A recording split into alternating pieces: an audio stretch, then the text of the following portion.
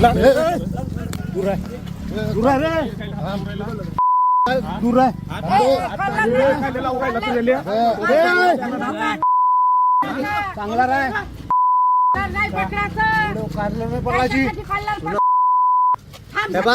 मारायचे अधिकार नाही, मी विचारायला आलो प्रेमाने. गव्हर्नमेंट त्या गावात मतदान करायला गेलो, मतदान करून आलो आणि माझ्या गावातून येताना उमरी हे गाव लागते, तिथं मी थांबलो. तो माझा नेहमीचाच रस्ता आहे आणि आमच्या काँग्रेसच्या बूथवर थांबलो. त्याच्या अगोदर पोलिसांची गाडी येऊन गेली होती. पोलिसांच्या गाडीवाल्याने सांगितलं का तुम्ही 2च खुर्च्या ठेवा आणि तिकडं 8-8 खुर्च्या टाकून लॅपटॉप टाकून लोक बसले होते.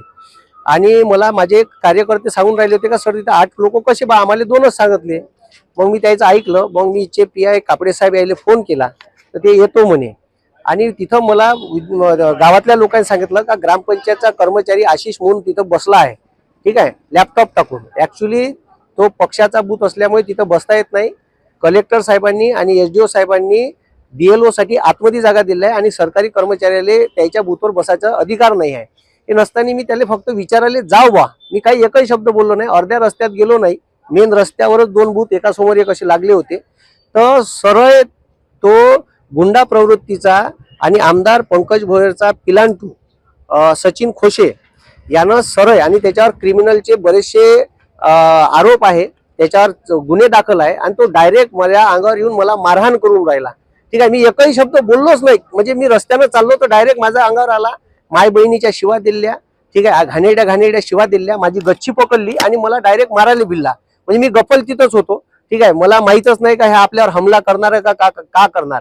हे सरळ BJPचे माजलेले जे काही हे लोक आहे, पोसून ठेवलेले, पंकज भोयर यांनी पोसून ठेवलेले लोक असे अरेरावी करतात आणि सरळ. आणि त्याच्यानंतर बाकीचे लोक गावातले धावत आले तर त्याले म्हणे एका पाहून घेईन. माझी पत्नी सहित कुटुंबासहित मी येत होतो. माझी पोरगी माझ्या पत्नीच्या कडीस होती, ती मनात टाकायला आली तर तिचं इथं पकडलं आणि ती मला आडवी आली असताना माझ्या पोरी सगळं मारहाण केली. माझ्या पोरीला एक ठुसा लागला, ती रडून राहिली होती. माझी पत्नी मनात आली असताना तिला ओढताण केली आणि तिलाही शिवीगाळ केली. अशा प्रवृत्तीचे लोक इथं महाराष्ट्रात राज करून राहिले आणि या वर्धेत सुद्धा याचा गुंडाराज सर्रास चालू आहे. आणि त्याच्यावर एक प्रदेश प्रवक्ता राष्ट्रवादीचा असताना माझ्यावर त्यांनी हमला केला. म्हणजे तुम्ही विचार करा, मी एकही शब्द बोललोच नाही. म्हणजे मी डायरेक्ट रस्त्यानं मधातून चाललोच होतो तर डायरेक्ट माझ्यावर हमला केला. आणि हे योग्य आहे का, हे मतदारांनीच लक्षात घ्यावं. याची गुंडा प्रवृत्ती, भ्रष्टाचार प्रचंड माजलेला आहे आणि हे सरळ अरेरावी करत आहे.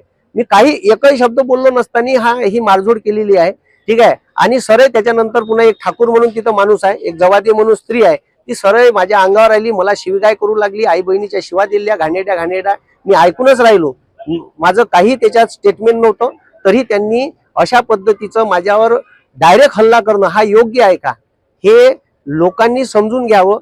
आणि आता याच्यावर मी रिपोर्ट द्यासाठी पोलीस स्टेशनला आलो आहे, ठीक आहे.